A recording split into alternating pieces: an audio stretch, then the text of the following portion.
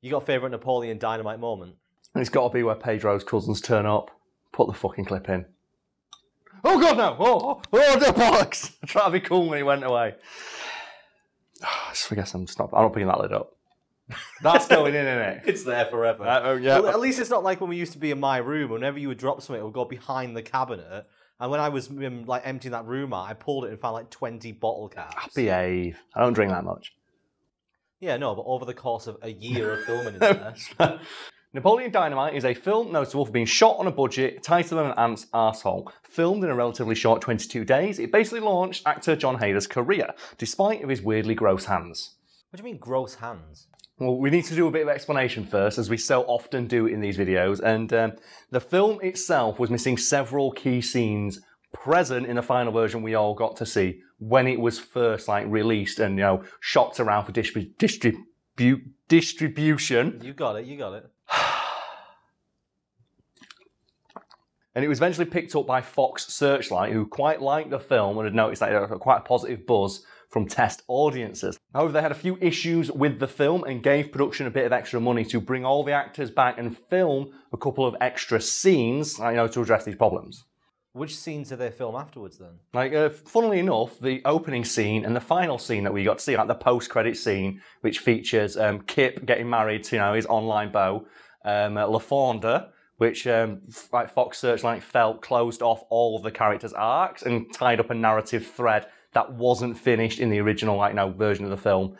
They bought, and also it's really hilarious because you get to see Napoleon's cousin ride away on a white stallion with his new bride that Napoleon himself tamed, that I'd like to presume they went and had sex on top of, like Geralt the Witcher from Witcher 3. Have you seen any of that stuff in The Witcher 3? I've seen a scene where he has sex in a boat. Yeah, he also has sex on top of a unicorn. Oh. You can have... that is... Do they utilise the horn? I don't know. All I know is that... The thing is that might not even be true. That might be a fake screenshot I've seen. But I've just heard that you can have sex on top of a unicorn in Witcher 3, and I don't want to play the game in case it's not true. Dude, I don't want to see the film or the series they're doing if that's not in it.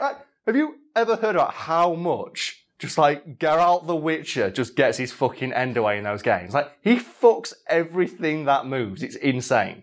You have sex with so many mythical creatures in that game. That man has a legendary penis. I've recently bought all 3 of them because they were on sale. I do intend to play through them at some point. So, obviously, I'm going to get to experience firsthand the amount of mad laid that Henry Cavill's going to get.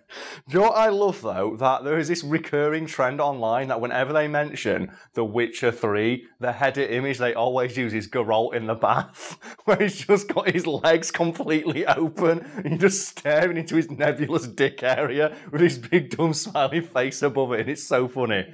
But anyway, let's move swiftly on to talk about the other scene they filmed, the introduction to the film. Well, before we get on to that, just going to point out that the majority of what you're saying about these scenes with all these characters is gibberish to me, because I've never seen Napoleon Dynamite. How did you miss Napoleon Dynamite? I don't know. It was one of those ones that was everywhere, but I just never happened to catch it. It's like Wayne's World. You never watched Wayne's World? I've never seen Wayne's World. It's, those films that are you're supposed to have seen, so you just keep forgetting to watch them. Yeah. I was like that with Titanic for years. Yeah. Where I felt like I'd already watched it because I'd just seen it so much and absorbed so much about the plot from pop culture osmosis. Until I eventually got around to watching it and realised, oh, it's an action movie. Because it was, fun fact, Titanic was pitched as an action movie at first, until they realised, holy shit, this love story angle though. I'm at least hoping you know enough about the film via just osmosis that we can continue to talk about it. Otherwise, it's going to be a very awkward video. Well, the problem is the actor. Did you say his name was John Heder? John Heder.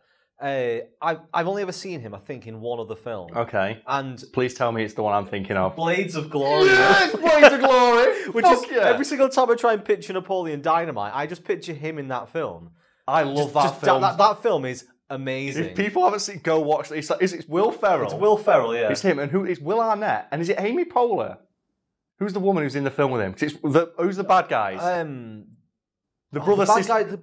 The brother sister team, and then you got and then you got Jennifer Fisher. Yeah. As the and she goes to the sex addict meeting. Right, hang on. So the plot of this film. Okay, you explain the plot of this one. I'll explain the plot of Napoleon. So basically, the idea is there's two male figure skaters who are rivals. One is like all about sex and sex appeal, and one's all about gracefulness. Yeah, and the sex appeal one is obviously Will Ferrell. Yeah, and they basically get into a fight and they get disqualified. But then years later, they're brought back together by this like retired coach guy who realizes he realizes that there's no rule to stop two men skating together, and because they've both got incredibly muscular builds, they may be able to perform certain things, such as what is the Iron Lotus. The Iron Lotus. The male and a female one may not be able to do. We need to talk about this film because I love the contrivance of the plot. Is you were both banned from competing in singles competitions. There's nothing to say about doubles. We're going to spoil some of the film now because there are so many fucking awesome parts in that film, such as when like Will Ferrell has to make his way to the ice rink and they skate along the river. They somehow find a way to get a skating like race outside of it. Because it's cold, and then he goes like behind. They get stuck on the escalators. They're doing like stunts where they're going down and underneath. Yeah. They're doing like style. Oh, and like John Heder gets trapped in the bathroom and he has to like eat the toilet roll. Oh, but my favourite bit though is when they like on the ice and shenanigans ensue and Will Ferrell's character breaks his ankle and he's like, "Can we still do the Iron Lotus?" He's like, "I'm just a man." It's just that line. It's like, I can't do the Iron Lotus on a broken ankle. I'm just a man as he's getting swung around by his broken ankle. What's the deal with his hairbrush? There's a huge deal about his hairbrush. The recurring thing is he's had sex with every female figure skater in history. That film contains like a trope I adore, and it's when the two rivals are forced to team up and they suddenly just get in sync. Like when they're on the ice, because a recurring problem they have, right, is that John Hader's character can't improvise, he has to study everything meticulously, whereas Will Ferrell's more about he's in the moment, and they start improvising, and it's like, oh, they're perfectly in sync. Oh man, so do you have any moments like that? You know which moment I'm going to bring up while you're thinking of one. And it's in Dragon Ball Super when Goku and Frieza team up together and they fight so perfectly. Like, it's the hype. I guess I'll just go back into like the folder from a few weeks ago. Just bring or a few weeks before that, where I've probably got the clip saved the number of times you mentioned it. It's so hype. Because it's like when they start fighting in perfect unison and Vegeta's like, I didn't expect this. Because they just fight so perfectly. And then you just get the headbutt from the heavens of just the screaming flying man bullet that headbutts Jiren into just eternity. It's great. Oh man, so do you have any like moments like where rivals team up and realise, oh holy shit, we're awesome? I mean, there's a movie coming out which is the entire premise of that. What is it? Hobbs and Shaw. Oh yeah, shit. Yeah, because they have that prison scene where they're like trying to beat each other up and yet just... Have you noticed in that scene that they, like, I'm pretty sure The Rock gets shot. No, with beanbags. Was it with beanbags? They shoot with riot guns and he just looks and goes, stop shooting me with beanbags. And then he like throws like 5 or 6 guys through a door like 60 miles in the air. The thing is, that's where that film, for me, this is now about pseudo superheroes. Like, The Rock is basically Hancock in that film. He's like Joanne Hancock's in the hospital at the end of the film, where he's got half his powers removed, but he's still strong enough to like throw people through windows. That's what The Rock is, because his character is not human in that film. And isn't it in like Hobbs and Shaw? He just tells like, I'm Black Superman. He's just, I've got superpowers now. Oh man, I can't believe that franchise started as a policeman with like getting trying to stop races. people stealing VHS and then players. You get through them and it just gets more and more extreme. So you get to number 5 where they're dragging that safe around the street. Do you know what cracks me up the most about the Fast and Furious franchise though? What?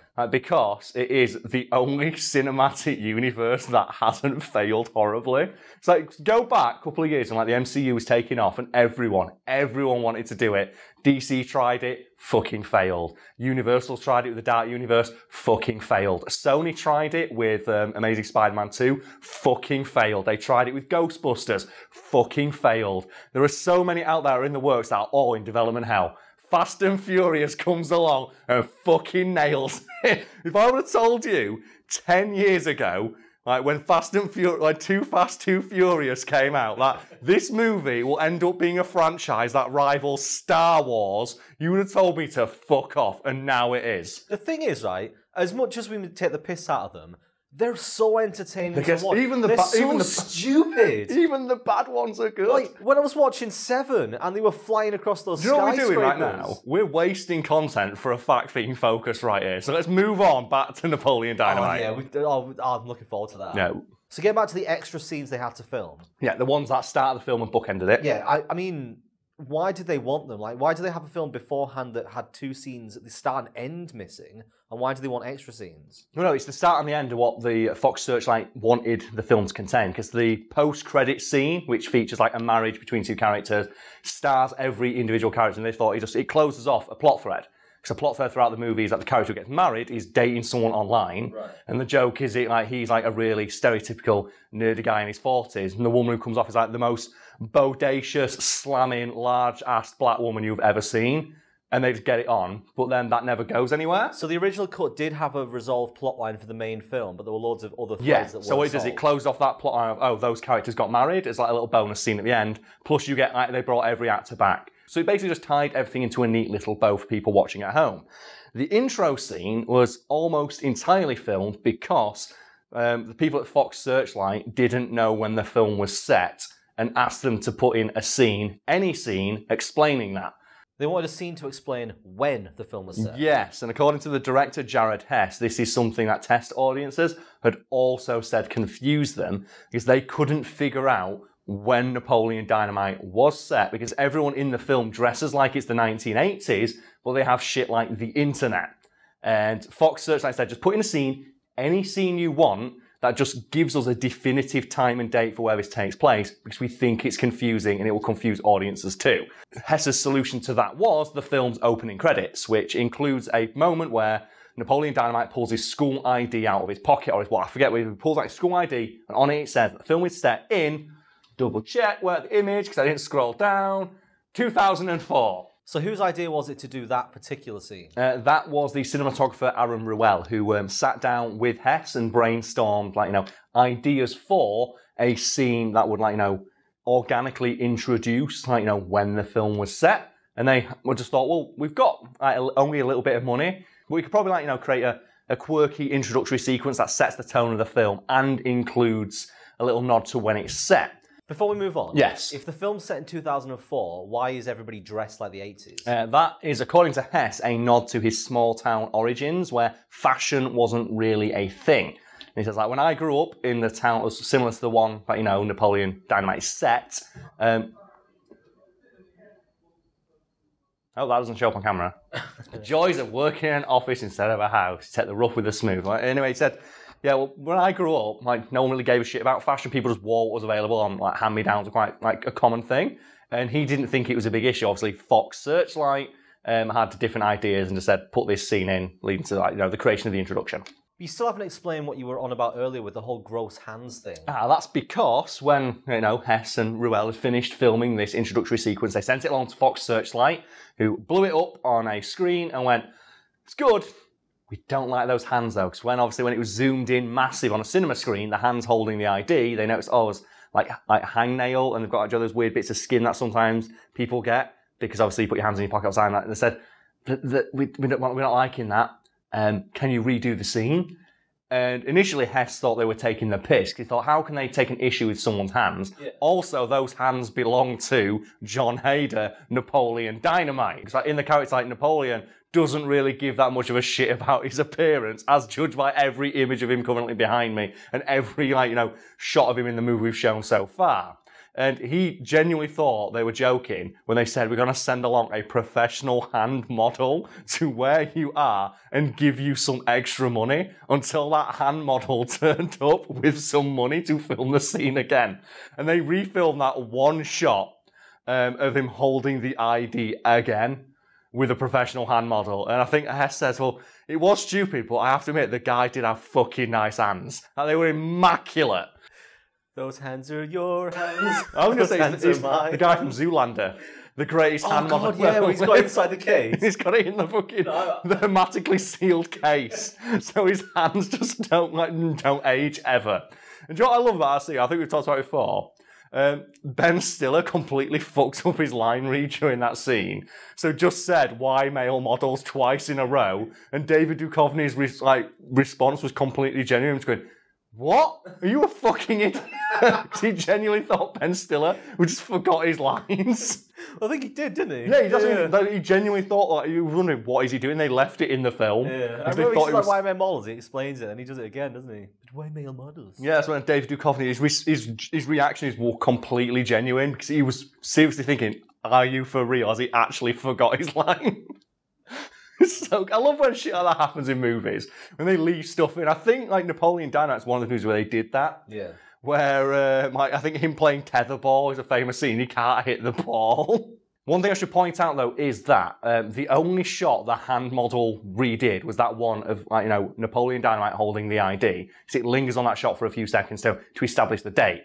The problem was, though, that actor had a slightly more tanned complexion than Heder did. And rather than get that poor hand model to redo the entire shot and reset everything back up, the director went, I just spliced it back into the movie and reason that nobody would give a shit. And you know what? I respect that. That is awesome. It's like, you know what? Fuck it, it's done. Fix it in post. Boom. And it went on to make like so much money. That film was like a massive cult hit, and apparently like Heder only got paid like $5,000 for it. Oh wow! Yeah, and it grossed like $100 million or something stupid like that on a tiny ass budget. But then again, it got to be in Blades of Glory, so yeah. So we're going to talk about Blades of Glory some more, of course, aren't we? Yeah. Because that film is so good, and I didn't discover it until I moved one year and I didn't have the internet for a week.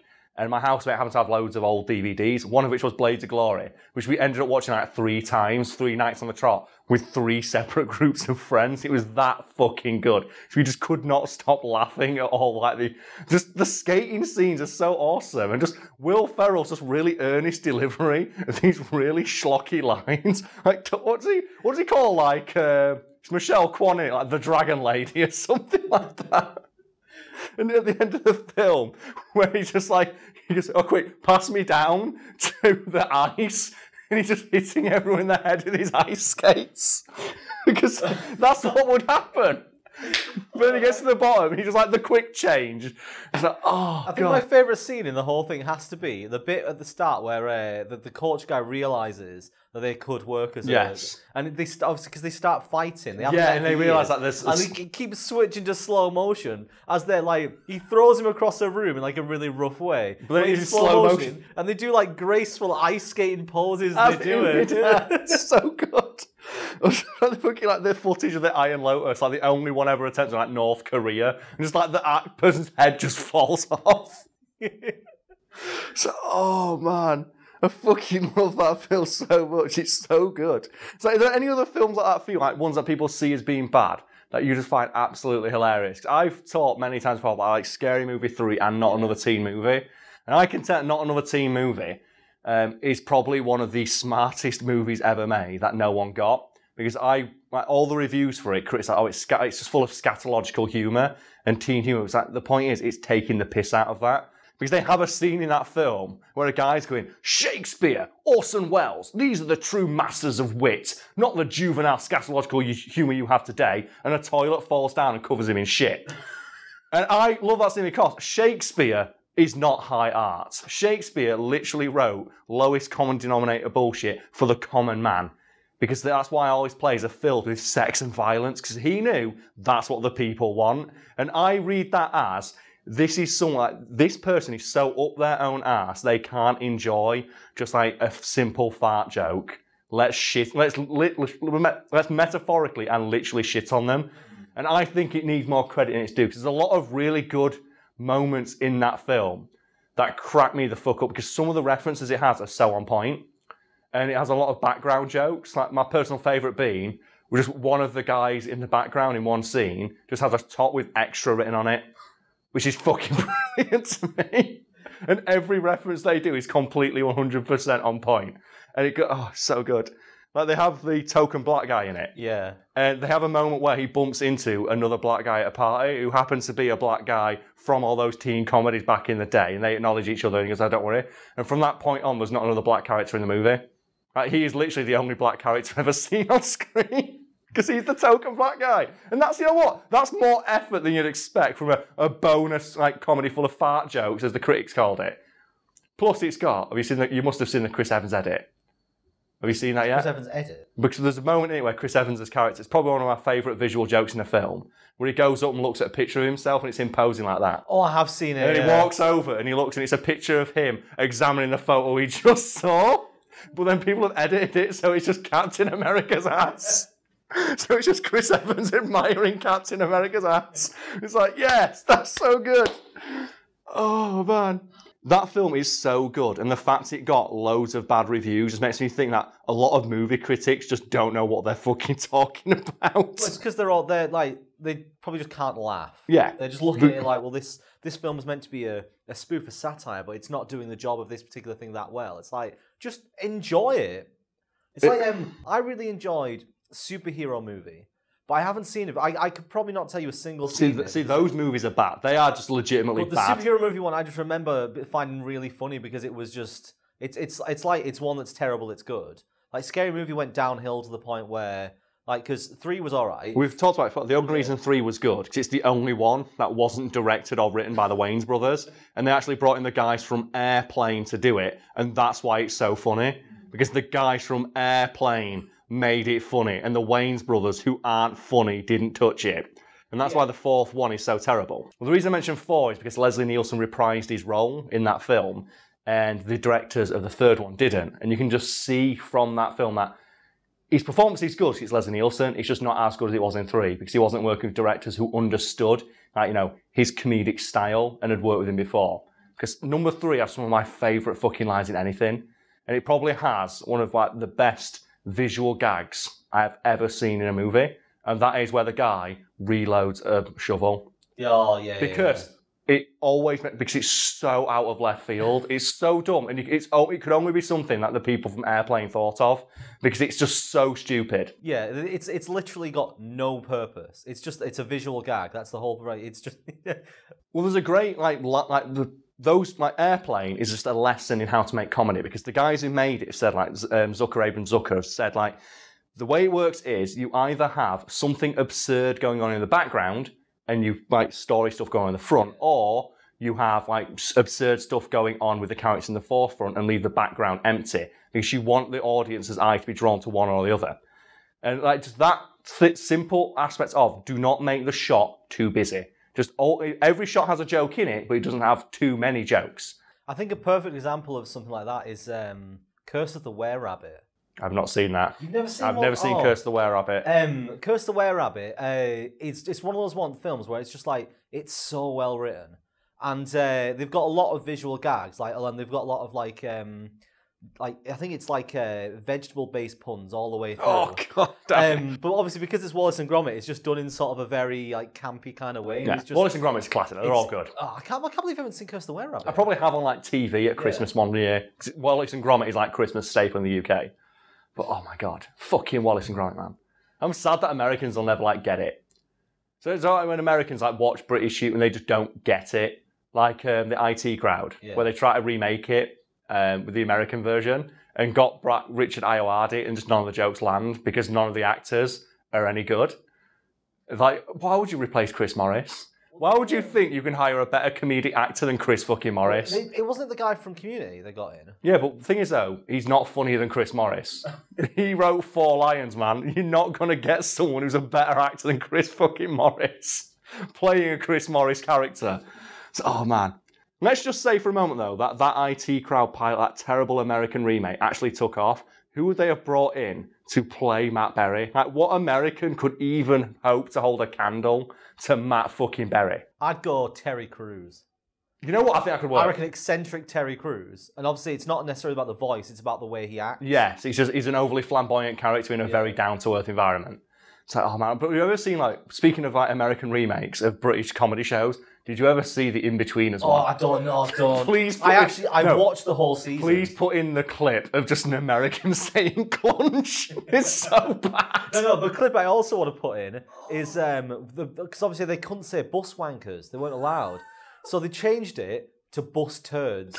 So And so, because the guy that Why cast... are Americans so obsessed with like, oh no, you can't swear in a TV show? But they miscast Jay completely. Yeah, because his character's supposed to be an obnoxious shithead you don't like. He's supposed to be a dickhead. But they just cast this like they basically just made this guy into too much of a dickhead where you can't like him at all. He's just a douche. And then when they went for like a jockey character, didn't they? As opposed to he's just an unlikable dick, but he's a loser, so you kind of like empathise with him. Well, the one they went with was this like sort of chubby, unlikable guy. Oh god, yeah. I don't remember it all that well. I just remember that they made everyone unlikable. The best casting out of the ones they did was the guy they cast as what's he called? Neil. Neil. Okay. Yeah, the guy they cast as Neil. They just turned him into a stoner. So it was just this guy with long hair that was just like obviously an idiot as well. That translates well to an American audience. But like, oh god, I can't believe how bad it is. And I still think as well, the In-Betweeners movie is pretty funny. For one line that always cracks me up and I've stolen for everyday life. And it's when they get on the bus to go to find like where their holiday villa is, and they pull up and it's the really shit one, because it's such a distinctly British thing.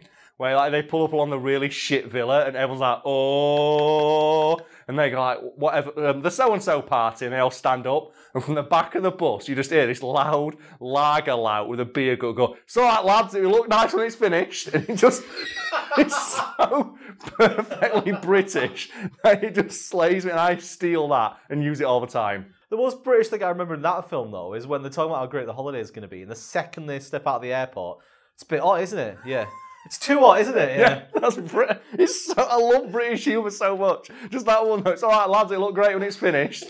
From the background, from the back of the bus, from this dickhead. And it's like, that's Britain. Well, it's like the classic one of when someone drops a tray in a restaurant. Everyone's like, hey! So good. Oh man, I almost did that when I was over in America, and I felt so bad because the person behind the counter was, oh, I'm so sorry. I was like, wait. And then they look at me like a dickhead for doing that, and they clap when airplanes land. It's like, what? God damn it. Our cultures are incompatible, but it's fun.